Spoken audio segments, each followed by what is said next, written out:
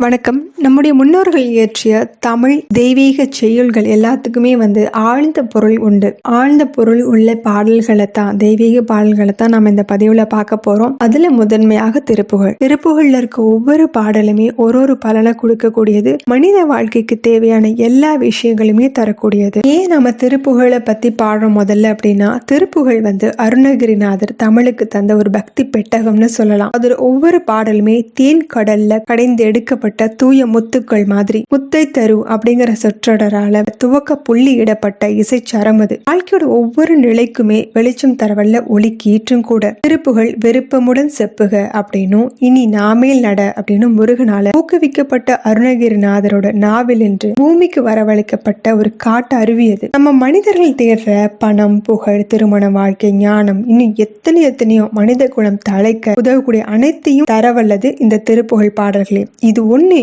போதும்னு சொல்ற அளவுக்கு அள்ளி வழங்கக்கூடியது. அத்தகைய திருப்புகழை என்னால முடிந்த வரைக்கும் அதனுடைய பாடலையும் பொருளையும் அதனுடன் தொடர்புடைய தலங்கள் என்னென்ன, அதோட பலன் என்ன அப்படிங்கறது நம்ம வீடியோல தர விரும்புறேன். பல்வேறு தலங்கள்ல இருக்கக்கூடிய முருகனை பத்தியும் பாடியிருக்காங்க. இதுல 209 முருகனுடைய தலங்களை பத்தி பாடியிருக்காங்க. காசியில இருந்து காஞ்சிபுரம், குன்றக்குடி, சீர்காழி, சுவாமிமலை, வெண்ணிமலை, தஞ்சை, ராமேஸ்வரம், அவினாஷி, ரத்னகிரி, கழுகுமலை, கும்பகோணம், திருபுவனம், திருக்காலகத்தி, திருக்கழுகுன்றம், திருக்குற்றாலம்னு பல ஊர்கள் இருக்கக்கூடிய முருகனை பத்தி பாடியிருக்காங்க. நம்ம இப்ப முதல்ல பார்க்கக்கூடிய பாடல் எது அப்படின்னா, கைத்தள நிறைகனி அப்படிங்கிற விநாயகரை பத்தி பாடப்பட்ட பாடலை தான் நம்ம பார்க்க போறோம். அதனுடைய பொருளையும் பார்க்கலாம். முதல் வரி பாத்தீங்கன்னா, கைத்தள நிறைகனி அப்பமோ டபுள் பொறி கப்பிய கரிமுகன் அடிப்பேணி. அதாவது கரிமுகன்னா யானை முகன். அவருடைய திருவடிகளை பணிகிறேன். அவருடைய கைகள் என்னெல்லாம் இருக்கு அப்படின்னா, கனி வகையில் நிறைஞ்சிருக்காமா. அப்பம், அவல், பொறி எல்லாமே நிறைஞ்சிருக்கான். அந்த மாதிரி கரங்கள் கொண்ட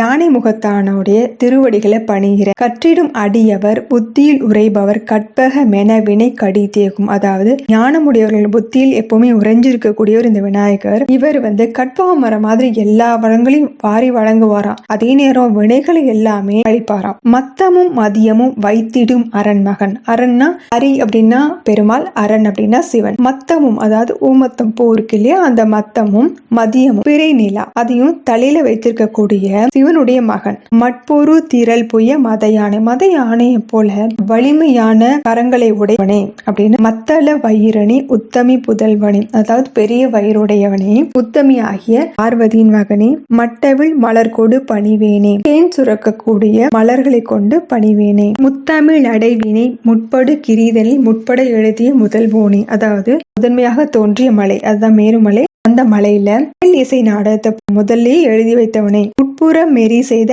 அச்சிவ நுரை ரதம் அச்சது பொடி செய்த அதிதீரா. எந்த ஒரு காரியத்தையும் விநாயகரை வணங்கிட்டு தான் செய்யணும். சிவன் அந்த மாதிரி செய்யாததுனால முப்புறத்தையும் எரிக்கிறதுக்காக சிவன் கிளம்பினப்போ அவருடைய தேனுடைய அச்ச பொடி செய்த வீரம் உடையவனே. அத்தையர் அது கொடு சுப்பிர மணிப்படும் அப்புன மதனடி இபமாகி. அதாவது முருகனுடைய பள்ளி மேல் அவர் கொண்ட காதல் ஜெயிக்கல அப்படின்னு அவர் வருத்தத்துல இருக்கும் போது அந்த திணைப்புலம் இருக்கு இல்லையா, அந்த இடத்துக்கு யானை உருவத்துல அங்க போகிறாரு. அக்குற மகளுடன் அச்சிறு முருகனை அக்கன மணமருள் பெருமாளே. அங்க போனதுக்கு அப்புறம் தான் வள்ளிக்கு முருகன் மேல காதல் வருது. 2 பேருடைய திருமணம் நடக்குது. நன்றி, வணக்கம்.